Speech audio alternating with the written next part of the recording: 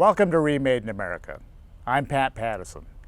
This is a show about adaptation, reinvention, and transformation. Tools you can use to start a more creative second career or simply stay relevant in your existing career. My guest today, Jason Freese, is going to tell us of his journey being an ice hockey obsessed teenager to Green Day band member, studio producer, and session musician. Stick with us.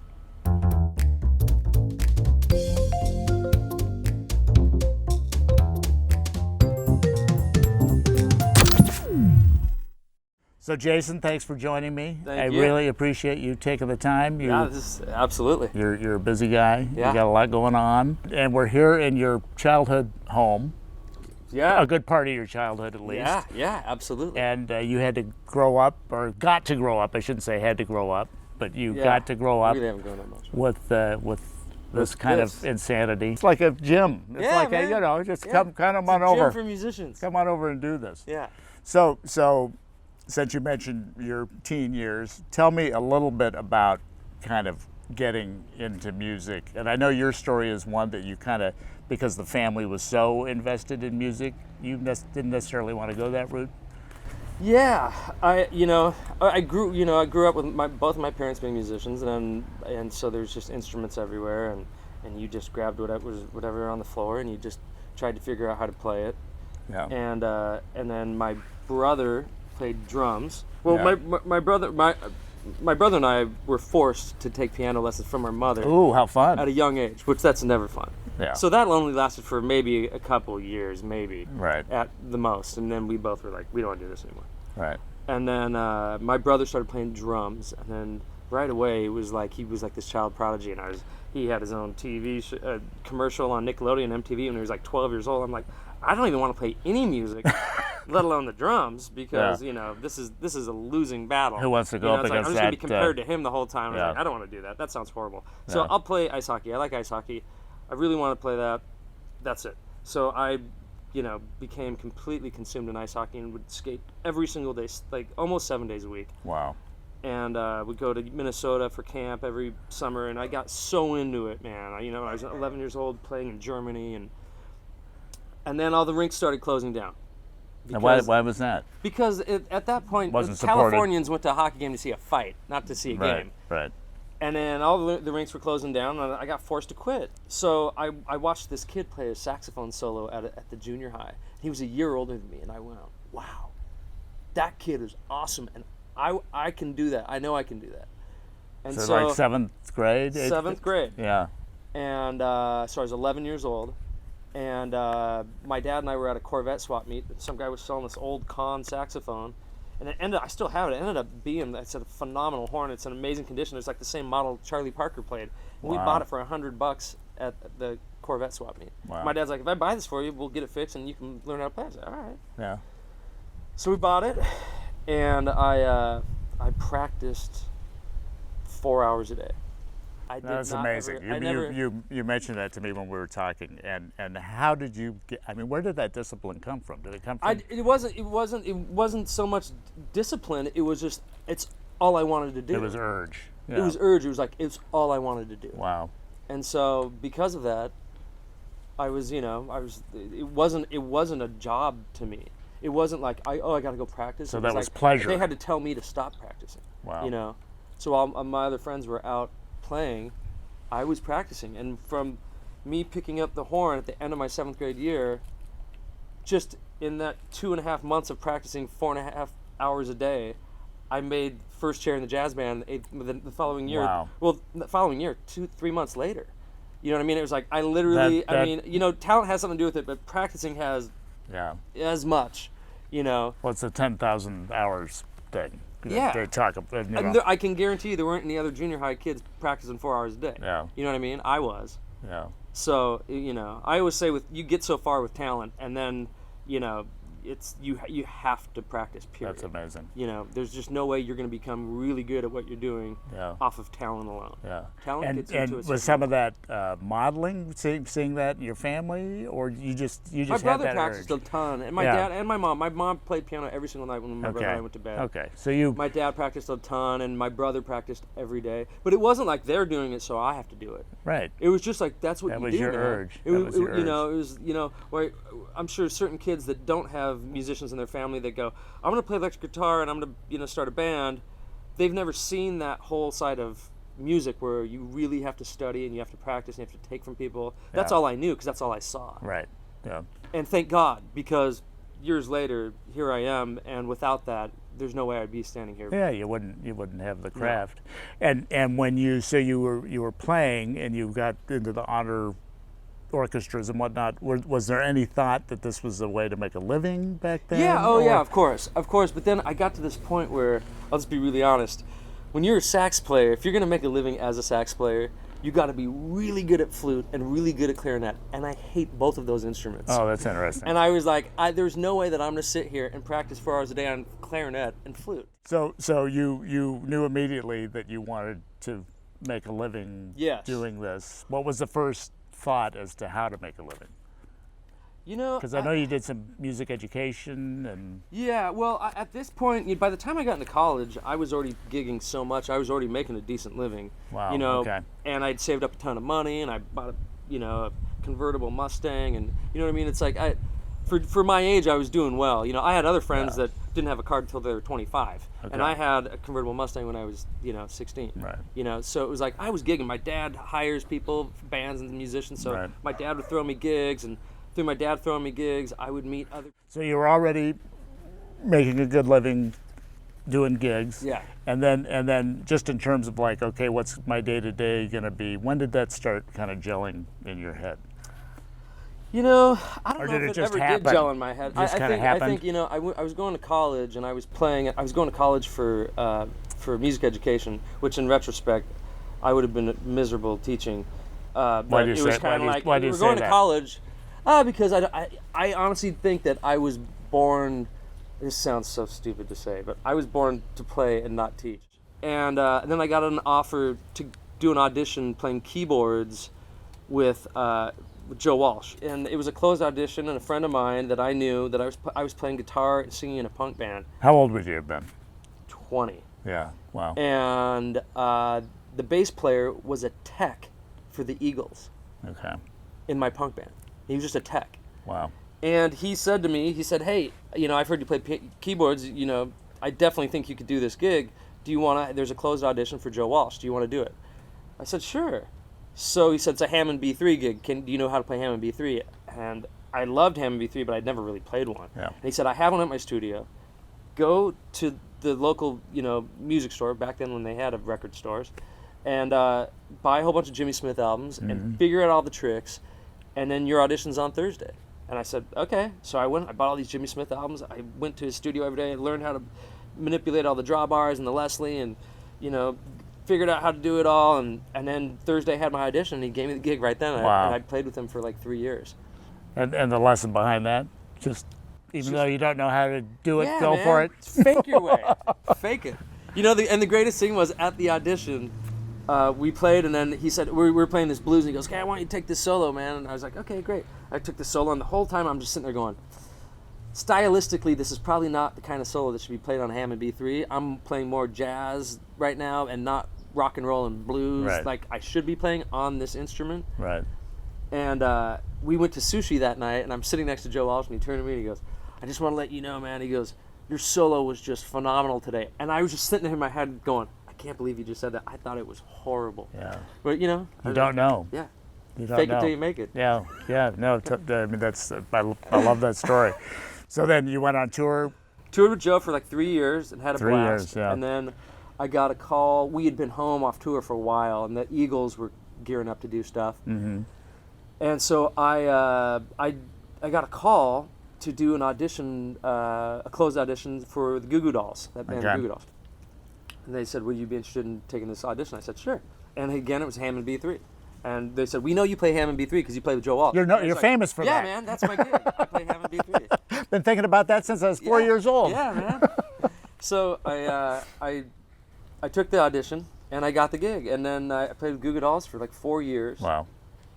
And that was great. I had a blast with that. You know, that was my first time really. Joe toured the United States, but he didn't really go outside the United States. Yeah. That was my first like time of really seeing the world and Okay. touring, and I did that for 3 or 4 years, and then I got a call from Green Day's manager, and he said that they had got my number through a common friend of the singer of Green Day knew who I was through a friend, and blah blah blah, and they said they're thinking of adding a piano player to their band. Right. Would you be interested in it? Actually, And a a Hammond B3 player, actually. And a boxing glove. And a box of trombone Trombonist, players. yeah. Yeah. And so, so they said, would you be So this interested in B3 tennis? thing just keeps Yeah, paying off. man. I mean, this is Yeah. amazing. Yeah. So I'm still doing it today. I'm almost 40. But this time, now I don't have to fake it. Now I actually know what to do with the thing. Yeah. But, it was at the beginning, it was like, But what I love about the story is you didn't choose it, it chose you. Yeah. I mean, Yeah, and the funny thing is, I genuinely love playing Hammond organ to the point where it's like, when there's songs where I have to go play keyboards on a song, because I have a keyboard too that I play, whether I have to be playing strings or a glockenspiel patch or something on a song that the Hammond B3 is not going to cover, I'm always like, I gotta go play this thing for a second. And then I'm like, and then I switch my chair back, my swivel stool, bar stool back to the B3, and I was like, home. I love playing Hammond organ. Like, it literally chose me, and you've embraced every it. gig that I've ever got has been on that instrument, and thank God. Yeah. I always joke You have a around. little altar to the Hammond gods at home. Yeah, the light candles. yeah, man. Thank you for sending this instrument to me. So I got to ask you, because Yeah. I've noticed on your arm you have a room and lobby. And did this happen while you were touring with Walsh or? It was actually a Green Day Green Day. tattoo. Yeah. A Green Day accoutrement. Yeah, it was like one of those things where I was so tired of stumbling into the being the way that we tour. We never stay in the same town that we play in, Okay. because it just saves a lot of trouble on a billion different levels. Yeah. So we take our buses or the plane Right. to wherever we're going to after we've taken our showers and have eaten dinner and relaxed. So, if we finish the show next to midnight, by the time you take your shower, you eat, you get on a bus, you get somewhere, you're not hitting the hotel till 4:35 in the morning. Wow. So you literally are sleepwalking from the bus to your hotel with your bag, and they all have your keys laid out, and then you look for your name and you go, that's me. And you look at the room number and you go, okay, you go to it, you pass out with your clothes on the bed, you wake up at, noon, and now it's time to go out and find a Subway sandwich place around and eat. So you leave, and you don't ever pay attention to what your room number is, and it's different every day. Or what time at 4 in the morning your tour manager said you have to be in the lobby. You don't pay attention to that either. Right. Because it's different every single day. Right. So I figured, you know what? I'm going to get tattoo. It's going to say room number and a So line. show that to the camera. Yeah, room number and a line, and then lobby and a line. And every day I take a Sharpie pen and I fill it in. And I never... And then play those numbers in the lottery later that day. Yeah. I'll do anything. That's. Yeah, so yeah, it's kind of... I love it. People think it's a joke. It's really not a joke. So in your incredible experience touring, is there a highlight you can think of, something that kind of stands out as, oh my God, I can't believe I'm getting paid to do this moment? There's certain moments. We sold out Wembley Stadium on our last tour. Selling out Wembley Stadium, that's crazy when you're on stage going, wow, this is insane right That's now. amazing. There's those milestone, Yeah. first time playing Saturday Night Live, where you're going, oh my gosh, I'm in Saturday Night Live right now. Like, this is crazy. The first time playing Leno or Letterman, and you're like, wow, there's Jay Leno right there, and I'm on his stage, and Yeah. And I know all this also got you into producing. You've done some producing, Jewel. Yeah. I enjoy producing. I've produced probably 7 or 8 albums, and I really enjoy producing. I love writing. Is that kind of your main thing now? Is yeah, writing? I'm doing a lot of writing right now. I'm in the middle of doing Kawasaki's new national commercial right now. Wow, that's great. Just had a meeting with them. Congratulations. Yeah, thanks. Yeah. Just had a meeting with them yesterday, and they finally okayed what I did, and which is awesome. So now I can get rid of the demo and go do it for real. Wow. You know, you don't want to spend all that money if they're gonna nix it. You know, That's so right. And in all you're doing now, does anything still scare you that you come up against?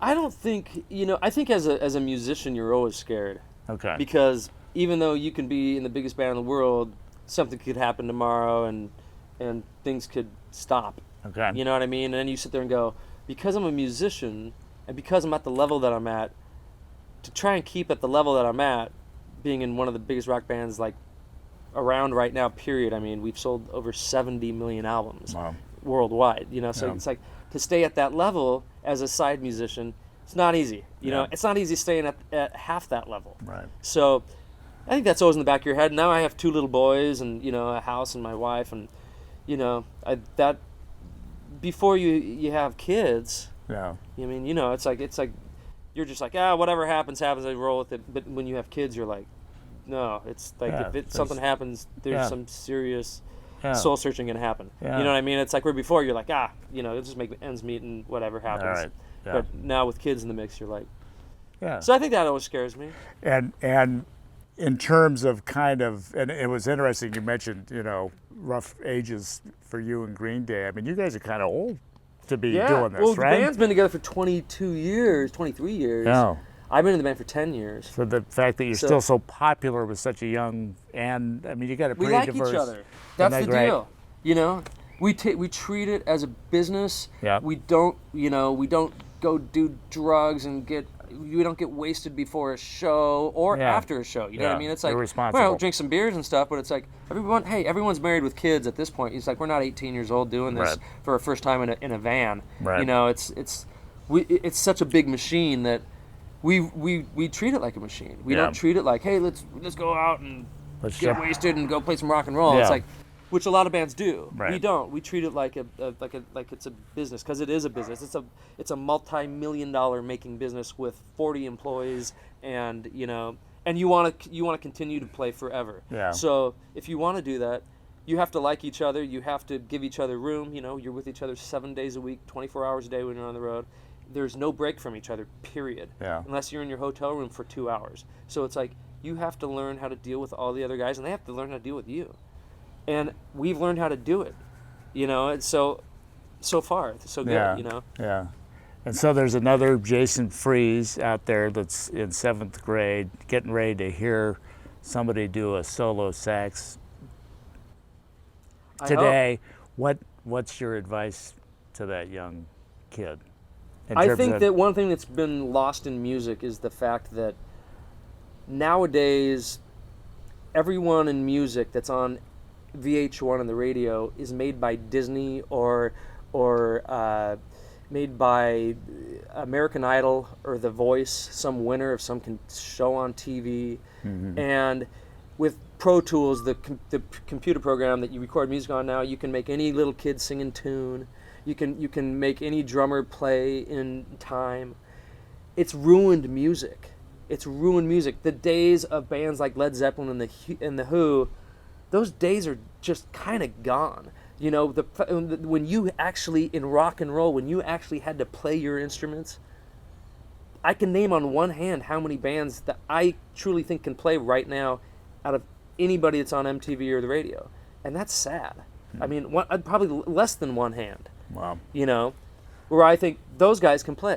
Right. That's like, all those guys are phenomenal musicians. They studied and they're awesome. And they're reaping the benefits right now. So all the rest of it, it's craftsmen. Just pop, plastic, fake. They're all going to be gone in a year and a half.